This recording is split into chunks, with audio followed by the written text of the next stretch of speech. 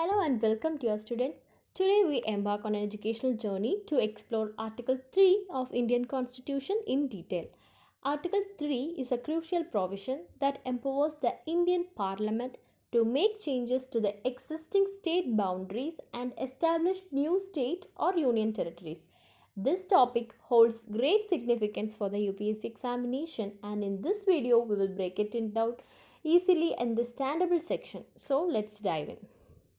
Section 1, Understanding the Basics. Article 3 falls under Part 1 of the Indian Constitution, and this deals with the formation, incorporation, and regulation of states. It consists of two clauses that grant the specific powers to Parliament regarding the alteration of state boundary. Remember that Article 3 has two clauses. Now we can see one by one. So the first clause of Article 3, that is formation of new states.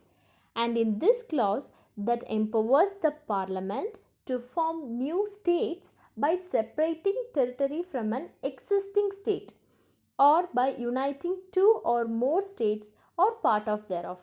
However, this can only be done through some following steps. That's a process.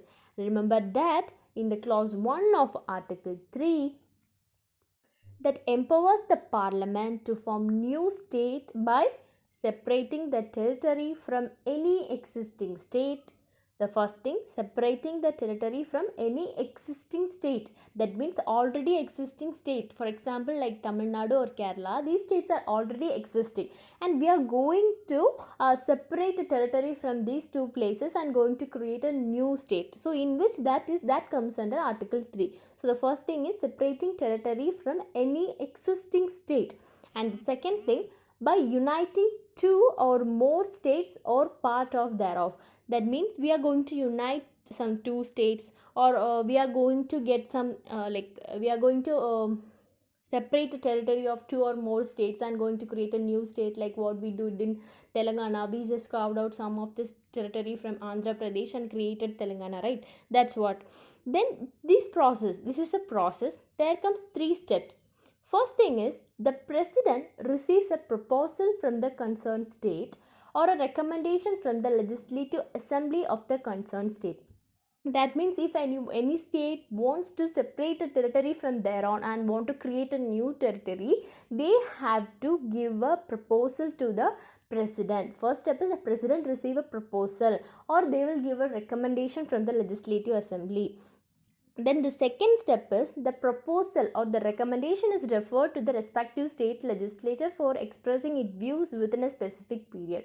So even if the state requested, we can do that. Otherwise, the center can initiate them by themselves also. In such cases, the president, again, even if the states send the recommendation, the president in the next step, he will send back to the respective state legislature, and he will put some give some time period. Within that specific period, the state legislature have to give their consent. That is, the proposal or the recommendation is referred to the respective state legislature for expressing its views within a specific period. And the next thing is final step. After the considering the views of the state legislature, the parliament passes the law to affect the formation of new states. So there is three steps we have to remember that.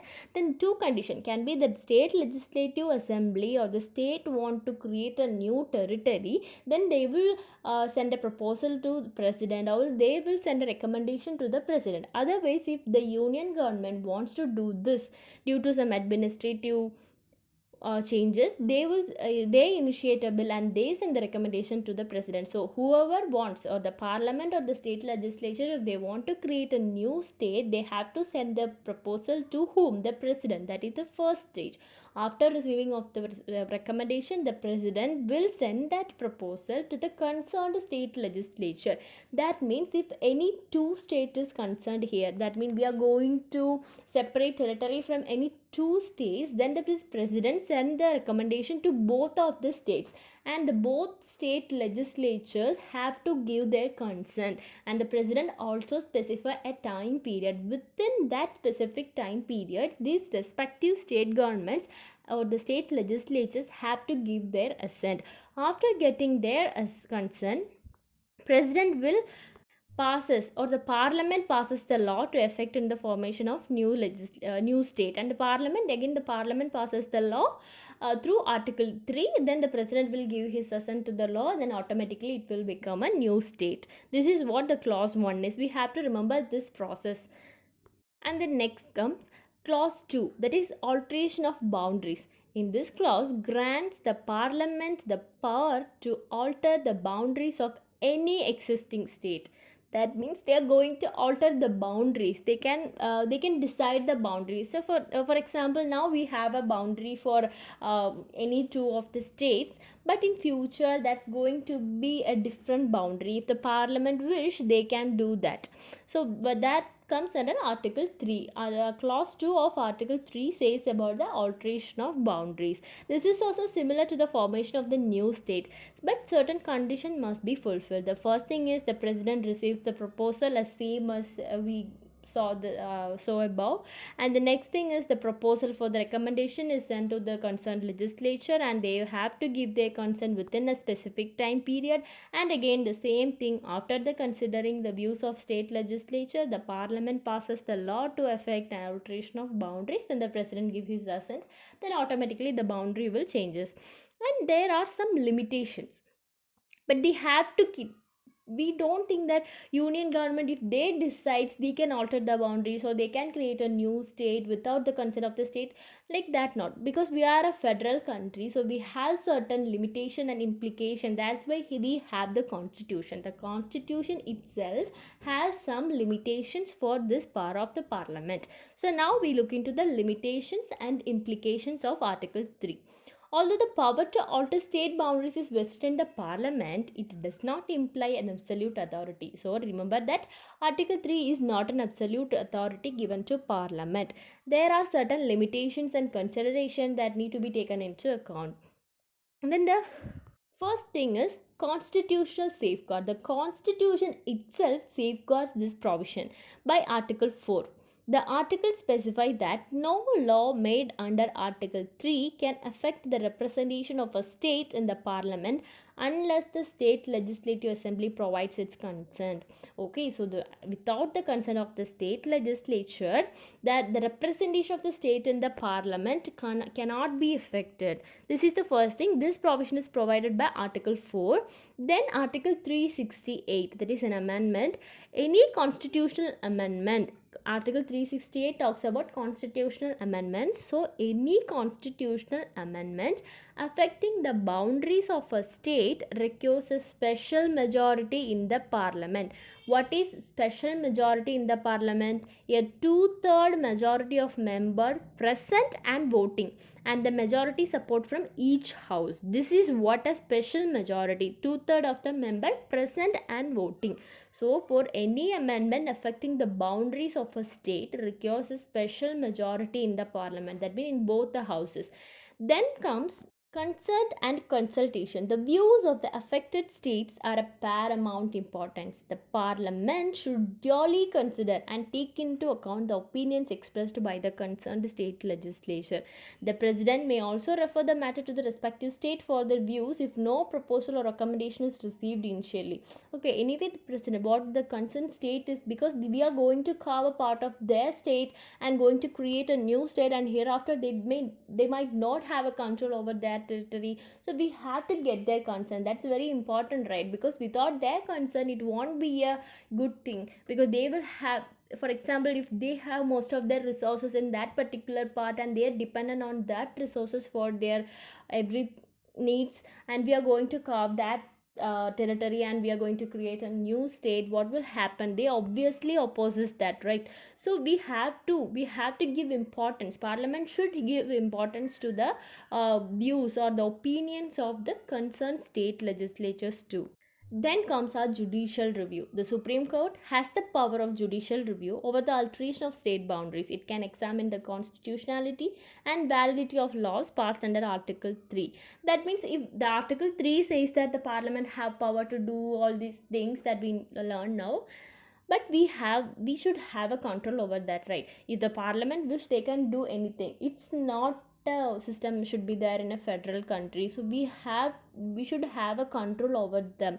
That is what judicial review. There comes to judicial review. If an act is passed like this, which is affecting the basic structure of the constitution, that is, the basic structure means the federal policy is also a basic structure of our constitution. So judicial review will be there. The Supreme Court has the power for judicial review if in the alteration of state boundaries, and it examines the constitutionality and validity of the laws passed under Article 3 and Section 3, that is historical significance and examples. Just go through some examples that we heard that happened through Article 3. And over the course of Indian history, Article 3 has been invoked several times, leading to a formation and reorganization of the state. Let's look at some notable examples. The State Reorganization Act of 1956 is the first thing who used Article 3. This landmark legislation was enacted to reorganize the states on linguistic lines. We know that we have the states based on linguistic lines, right? So this act, the State Reorganization Act of 1956, was the legislation that helps in the reorganization of states on linguistic lines, with the aim of promoting linguistic harmony and administrative efficiency. This thing, you can note this point for your mains answer writing. While we are writing this, writing like points like this, it will enhance your main score, like the promoting linguistic harmony and administrative efficiency. The states are divided in India on the linguistic lines. That means a valid point, right? So this is an example. Then comes the creation of new states. There are historical examples like formation of Telangana in 2014. Telangana was carved out from Andhra Pradesh and to become a country's newest state. Then comes Uttaranchal, that is now Uttarakhand. It was created by separating the hilly regions of Uttar Pradesh in 2000. So Uttaranchal, initially its name was Uttaranchal and now the name changed to Uttarakhand. It was carved from which state? Uttar Pradesh in 2000. Then merger of union territories, Dadra and Nagar Haveli and Daman and Diu in 2020, they are merged, right? These two union territories were merged into one. Now Dadra and Nagar Haveli and Daman and Diu, most of the aspirants don't know this because they are not updating the current affairs. So Dadra and Nagar Haveli and Daman and Diu are now one. They are not two UTs. So facilitating this will facilitate a better governance and administrative efficiency. We can use these words. Then in conclusion, Article 3 of Indian Constitution grants the Indian Parliament the power to form new state and alter state boundaries. However, this power is not absolute and comes with limitations, including constitutional safeguards, consent and consultation with affected states, and judicial review. These are the safeguards. Remember the safeguard. This will help you in writing your answers. There might be, we can't expect UPSC to ask questions, but they can ask such a questions about Article 3. That time we just have to collect these points. Like, it's not an absolute right because they comes with some limitation. Which are that limitation? Including constitutional safeguards, we have what are they? They're about the Article 4 and Article 368, and consent and consultation with affected state and judicial review. Understanding Article 3 is crucial for UPSC examination as it plays a significant role in the formation and reorganization of states in India. We hope this video has provided you with a comprehensive understanding of this important constitutional provision. Thank you for watching, and don't forget to like, share and subscribe to our channel for the more informative content. Good luck with your UPSC preparation and see you in the next video. Bye.